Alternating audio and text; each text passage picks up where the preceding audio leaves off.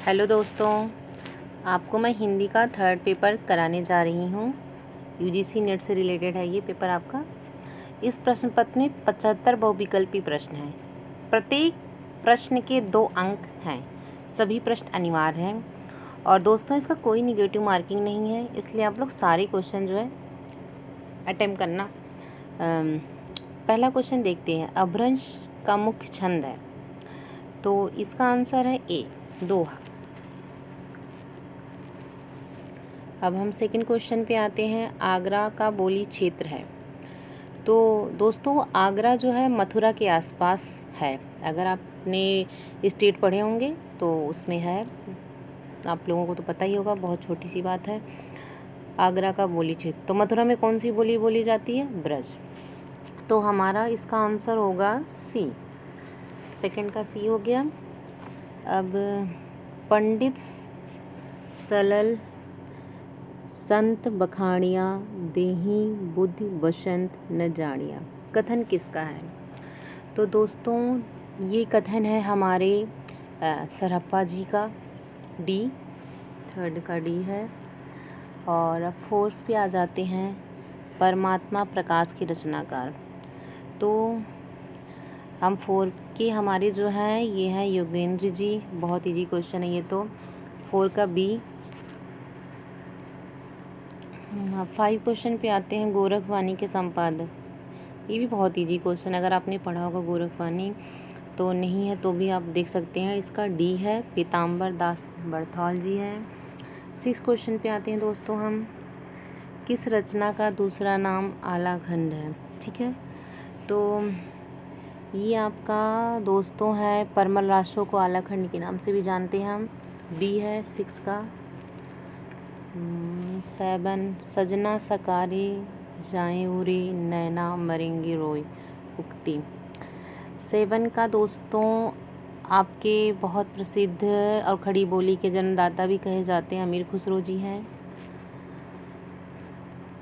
और आपका 8 अष्टछाप के कवि हैं, तो अष्टछाप अगर आपने पढ़ा होगा, अष्टछाप के कवि विट्ठलनाथ जी द्वारा शायद उनके विट्ठलनाथ के अष्टछाप कवि, तो इसका डी कुंभन दास ही हैं। 8 का डी है। 9 हीरी मह तो दर्दा दीवानी महारा दर्दा न जाने कोई युक्ति, ये किसकी है पूछ रहे हैं। तो आप सभी को पता ही होगा कि जो दर्द से गुजरा गया उसके ऊपर ये पंक्ति है। तो हमारी जो मीराबाई जी हैं, ये कृष्ण की बहुत बड़ी दीवानी थी, तो इसका आंसर दोस्तों बी है। मांगी के खाबो मसीत के सोइबो लेबो की एक न देबो की 2, पंक्ति का संबंध तुलसीदास जी की किस रचना से है? अब तुलसीदास जी की भक्ति तो दास्य भाव की थी, तो इन्होंने बहुत अच्छी अच्छी रचनाएं की हैं। रामचरितमानस हम सभी के घर में होते हैं। तो दोस्तों 10th का जो है विनय पत्रिका से है, नहीं सॉरी, ये आपका कवितावली से है, कवितावली से है। और जिसको तुलसी की रचना जो अच्छी लगती है आप कमेंट में भी लिख सकते हैं, हमें बता सकते हैं। मैंने तो रामचरितमानस को छोड़ो और कोई रचनाएं उनकी अभी तक नहीं पढ़ी हैं।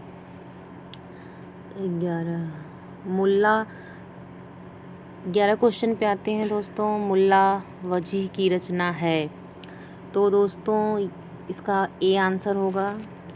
11 का ए कर लिया सब ने टिक। और 12 पे आते हैं। प्रताप शाही की रचना नहीं है। दोस्तों ये जहाँ पे क्वेश्चन नहीं हो, तो कई बार आप क्या होता है जल्दबाजी में होते हैं, पर हम देखिए आपके पास जो थर्ड पेपर होता है उसमें आपके पास काफ़ी टाइम होता है, तो आप क्वेश्चन को पढ़ें।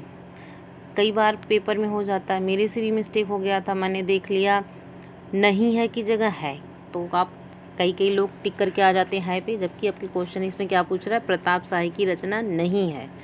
तो दोस्तों इसका होगा सी, नवरस तरंग।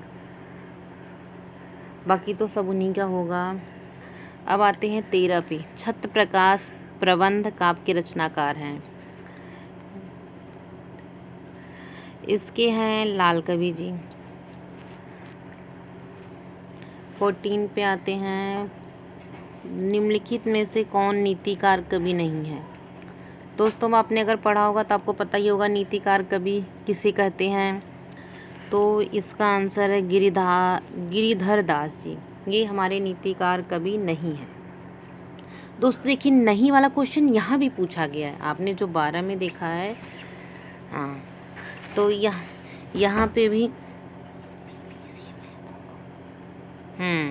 ये भी सेम है। आप देखिए इसमें भी 12th में भी और यहाँ 14 में भी है। ठीक है, आप ये चीज़ देख सकते हैं। वही ना, इनका देखिए क्या है। बाकी देखिए आप गिरिधर कवि राय 2 है और इनका गिरिधर दास भी है। तो कई लोग बार क्या होता है गिरधर पे ही देख लेते हैं, तो आप बी पे भी टिक कर सकते हैं और डी पे, लेकिन इसलिए आपको ध्यान से लेना है, पेशेंस। आप इतने बड़े एग्ज़ाम देने जा रहे हैं, आपको तो पता ही होगा। 15 हम देखते हैं क्या पूछ रहा है इसमें। निम्नलिखित में से किन लेखकों का संबंध फोर्ट विलियम कॉलेज से था। तो पहला तो इसमें है ही नहीं। ठीक है, राजा लक्ष्मण सिंह को तो हम इसको कट कर देते हैं। दोस्तों राम प्रसाद निरंजनी, वैकुंठनाथ मिश्र, नहीं, इनमें से नहीं। ये आपका डी आंसर है, लल्लू लाल और सदल मिश्र जी। अब हम 16 क्वेश्चन की तरफ चलते हैं। दोस्तों सबने टिक कर लिया। 16 क्वेश्चन को देखते हैं हम लोग।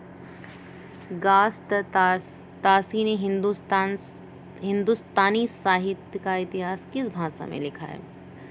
तो ये कहते हैं आप कहीं भी आते हैं तो जो आपकी अपनी मातृभाषा होती है, आप जिस भाषा में होते हैं तो आप अपनी भाषा लिखेंगे। तो हिंदुस्तान साहित्य, तो अगर आपने ताशी का जो पढ़ा होगा आपने, तो उन्होंने जो लिखा है वो फ्रांसीसी में लिखा गया है। इसका ये हो गया। अब आइए 17 पे चलते हैं। अंग्रेजी सरकार की ओर से अदालत का कामकाज देश की प्रचलित भाषाओं में करने का इस्तारनामा किस सन में निकला है। तो आप ये देखेंगे इस्तारनामा जो है शब्द उर्दू है कि फ़ारसी है, हमें पता नहीं है। जिसको भी पता वो कमेंट में कर सकता है, पर हमें ये पता है कि ये जो ऐड हम देते हैं ना न्यूज़पेपर में, उसी को इस्तारनामा बोला जाता है। तो 17 का 1836 सी आंसर है दोस्तों। अब आइए हम 18 पे चलते हैं। 18 दोस्तों ये मैं कंप्यूटर से कर रही हूँ, तो आप लोग ध्यान से हमारी वॉइस को भी सुनिएगा, आवाज़ जो मैं बोल रही हूँ, क्योंकि कहीं कहीं आपको लगेगा कि डी है लेकिन यहाँ पे सी है, इसलिए मैंने डॉट लगा के आपको दिखा दिया कहीं कहीं जगह। इसलिए आप हमारी पूरी वीडियो को ध्यान से सुने। आप दोबारा भी इसे सुन सकते हैं अगर आपको कोई डाउट है, और अगर कोई डाउट है तो आप कमेंट भी कर सकते हैं। 18 लोगन कबित की वो खेल करी जानो है, किसकी उक्ति है। 18 का ए आपका ठाकुर जी ने ये चीज़ लिखा है। अब 19 पे चलते हैं दोस्तों। इनमें से कौन सी रचना तुलसीदास की है। देखिए दोस्तों वहाँ नहीं था, यहाँ पे है, तो आप ये ध्यान देंगे। इसमें से कृष्ण गीतावली जो है तुलसीदास की रचना है, सी इसका आंसर होगा दोस्तों। देखिए राम के नाम पे मत जाइएगा कि तुलसी जी ने सारी रचनाएं राम के नाम पे ही लिखी हैं। यहाँ पे राम ध्यान मंजरी दूसरे की रचना है, श्री रामाचरण पद्धति दूसरे की रचना है। तो आप लोग इस चीज़ को ध्यान दीजिएगा कि राम है तो फिर मैं राम में ही टिक कर दूँ, कृष्ण के नहीं है, कृष्ण के सूरदास हैं, ऐसा कुछ नहीं है। उन्होंने कृष्ण गीतावली भी लिखा है। ठीक है, हमने उनकी रचनाएं पढ़ी तो नहीं है, पर इतना पढ़ा है कि उन्होंने कौन कौन सी रचनाएं लिखी हैं। और तुलसीदास ने अवधी और ब्रज में दोनों भाषाओं में रचनाएं लिखी हुई हैं। ओके, 20 पे आइए। यह काव्य पंक्ति हिंदू मग पर पाँव न राखियो का जो बहुत हिंदी भाखियो किसकी है। अब दोस्तों ये रचना जो है हिंदू के ऊपर है, तो अब हम इसमें मोरल सारे जो मुस्लिम हैं कभी आप देख सकते हैं, जायसी जी, नूर मोहम्मद, मंजन, कुतुब कुतुबन। तो इनकी जो रचना है ये नूर मोहम्मद जी की है, इन्होंने लिखी है। अगर आपने थोड़ा भी पढ़ा होगा तो आपको थोड़ा पता ही होगा। तो इसका बी है। अब आइए हम चलते हैं 21 क्वेश्चन की तरफ। कबीर किन राखी नहीं वर्णश्रम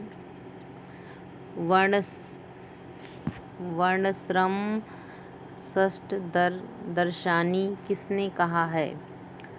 तो ये नाभा दास जी ने कहा है। सी है दोस्तों आपका आंसर। अब 22 पे आते हैं। इनमें से किसका समय सबसे पहले है? पहले पूछ रहा है। तो आप देखेंगे रैदास जी जो हैं, अगर आपने देखा होगा पुराना, तो रैदास जी सबसे पुराने हैं इनमें से। रैदास जी का, जिसको रैदास जी के बारे में कुछ अगर पता है तो वो मुझे ज़रूर प्लीज़ कमेंट करेगा। इनमें से किसका समय सबसे बाद में है? देखिए यहाँ क्या पूछ रहा है, किसका समय पहले है। अगर यहाँ पे कोई दूसरा आ गया होता, आपने 22 को ध्यान से देखिए क्वेश्चन, समय सबसे पहले है। अभी इसमें कुछ और आपके छायावाद या रीतिकाल के कवि आ गए होते या कोई और कवि आ गए होते तो शायद ही कबीरदास पहले आ जाते, लेकिन इन्होंने पुरानी उम्र से पूछा है तो यहाँ पे देखिए है ही नहीं है। आप समझ रहे हैं मैं किन कवियों की बात कर रही हूँ? जयशंकर प्रसाद, महादेवी वर्मन, रामचंद्र जी शुक्ल, इन सब कवियों की बात, भारतेंदु जी, तो इन सब की बात हो ही नहीं रही है। ठीक है, तो आप ध्यान दीजिएगा, चीज़ों को थोड़ा समझने की कोशिश कीजिएगा। इनमें से किसका समय सबसे बाद में? 23 में क्या पूछ रहे? बाद में है। अब देखिए इनमें कौन कौन आ गए? केशवदास जी, रहीमदास जी, घनानंद जी और पद्माकर जी। कौन कौन से आ गए? अब सोचिए, अगर यहाँ पे रहीमदास जी होता तो यहाँ पे रैदास क्या पहले होता? ठीक है, तो आप हमें बताना कि कौन पहले आएगा, रहीमदास जी कि रैदास जी, अगर जिसको पता है तो प्लीज़ कमेंट। इनमें किसका समय सबसे बाद में है? ठीक है, अब यहाँ पूछ रहा है तो हमारे हिसाब से रहीमदास जी। ठीक है, बाद में बी आप टिक करेंगे। 22 का आपका बी है, हाँ रैदास जी हैं। और 23 का आपका जो है, इनमें से रैदास जी जो है हमारे पहले हैं और रहीमदास जी जो थे उन्हीं के समकालीन होंगे। कबीरदास भी आई थिंक उन्हीं के समकालीन होंगे। और इसमें बात पूछ रहा है तो पद्माकर जी, ये हमारे जो हैं इन ये जो दिए गए हैं दोस्तों, ये चीज़ ध्यान दीजिएगा, केशवदास जी, रहीमदास जी, घनानंद, इनके बाद के हैं।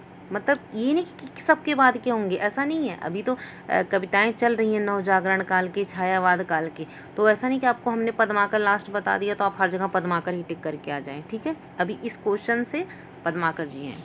ठीक है, और ऐसा भी क्वेश्चन आप इसमें देख लें 22 को हम देखिए, इनमें से किसका समय सबसे पहले है? तो यहाँ पे हमने रैदास, लेकिन अगर यहाँ पे नाथ पंथ की बात होने लगी और आपके 6वीं सदी की, 5वीं सदी की बात होने लगी, ईस्वी की, तो वहाँ पे अलग लोग आ जाएंगे। ठीक है, तो आप लोग ध्यान से कीजिएगा ये चीज़ें पढ़ के। 24 का आपका है, इनमें से कौन सा नाटक भारतेंदु का नहीं है? अब देखिए सेम क्वेश्चन, नहीं है।